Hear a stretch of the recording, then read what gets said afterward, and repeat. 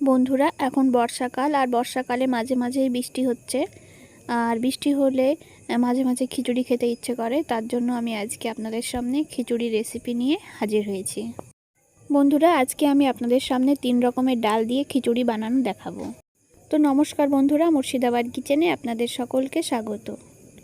তো খিচুড়ি বানানোর জন্য প্রথমে আমি কড়াইতে মটরের ডাল দিয়ে দিয়েছি। এবার মটরের ডালটাকে শুকনো খোলায় শুকনো কড়াই খুব ভালো করে ভেজে নেব। আমার মটরের ডালটা ভাজা হয়ে গেছে। এই পর্যায়ে আমি সোনামুখী মুগ ডাল নিয়ে নিয়েছি, আর মুগ ডালটাকেও খুব ভালো করে একসঙ্গে ভেজে নেব। আপনারাও এই দুটো ডাল আগে খুব ভালো করে ভেজে নেবেন, কারণ মুগ ডাল এবং মটরের ডালে কাঁচা গন্ধ থাকে, আর না ভাজলে একটু খেতে ভালো লাগে না। আমার ডালটা ভাজা হয়ে গেছে। এবার এইদিকে আমি কিছু সবজি কেটে নিয়েছি, যেমন বেগুন, আলু এবং লাল কুমড়ো নিয়ে নিয়েছি, আর সাথে 2টো ডিম নিয়ে নিয়েছি, আর এই যে ভাগীরথী ঘি, এই ঘিটাও নিয়ে নিয়েছি। আর এই ঘি দিয়ে খুব ভালো করে কাজু কিশমিশগুলোকে ভেজে নেব।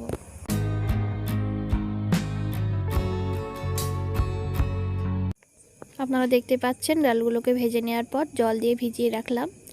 তো ডালগুলোকে আমি জল দিয়ে খুব ভালো করে পরিষ্কার। আর অনেক সময় দেখা যায় ডালের ভেতরে পোকা থাকে, তো পোকাগুলো যাতে খুব সহজে বেরিয়ে আসে তার জন্য জল দিয়ে ভালো করে পরিষ্কার করে ধুয়ে নিলাম। এবার সাথে ছোলার ডাল নিয়ে নিলাম। তো এইদিকে আমি ডেকচিতে জল বসিয়ে দিয়েছি, জলটাকে খুব ভালো করে ফুটিয়ে নেব। আর সাথে এইদিকে আদা এবং গরম মশলা নিয়ে নিয়েছি, সেটাকে খুব ভালো করে বেটে নেব।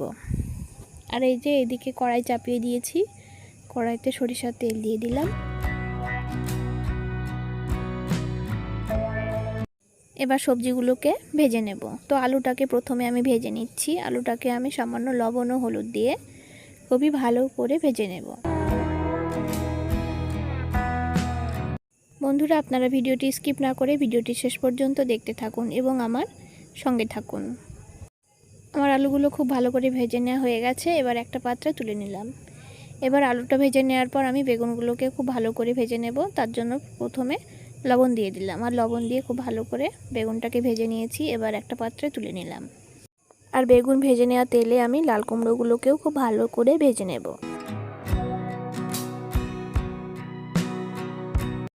এবার লাল কুমড়োর মধ্যেও আমি সামান্য লবণ ও হলুদ দিয়ে দিলাম। এবার খুব ভালো করে লাল কুমড়োটাকেও ভেজে নেব।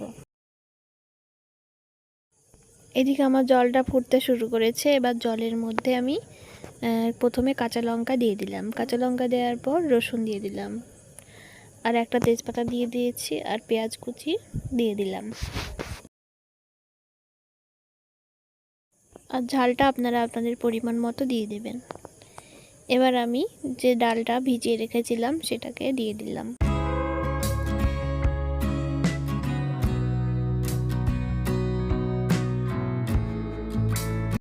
এবার আমি প্রথমে ডালটাকে খুব ভালো করে সেদ্ধ করে নেব, তার জন্য ঢাকনাটা লাগিয়ে দিলাম।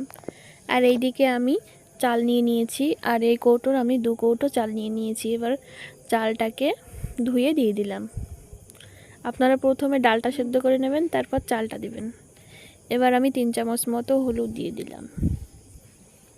হলুদ দেওয়ার পর ধনে ও জিরের গুঁড়ো 2 চামচ মতো দিয়ে দিলাম, আর সাথে পরিমাণ মতো লবণও দিয়ে দিয়েছি। এবার ঢাকনা দিয়ে খুব ভালো করে ঢেকে রাখলাম।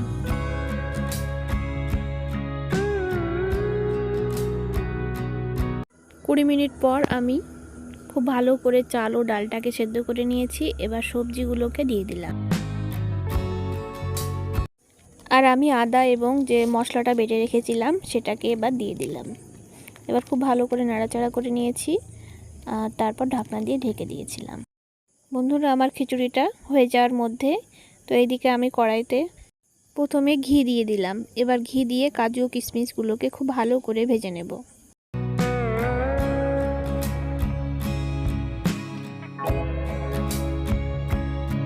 এবার কিশমিশ ও কাজুগুলো ভেজে নেওয়া হয়ে গেছে। এবার একটা পাত্রে তুলে নিলাম।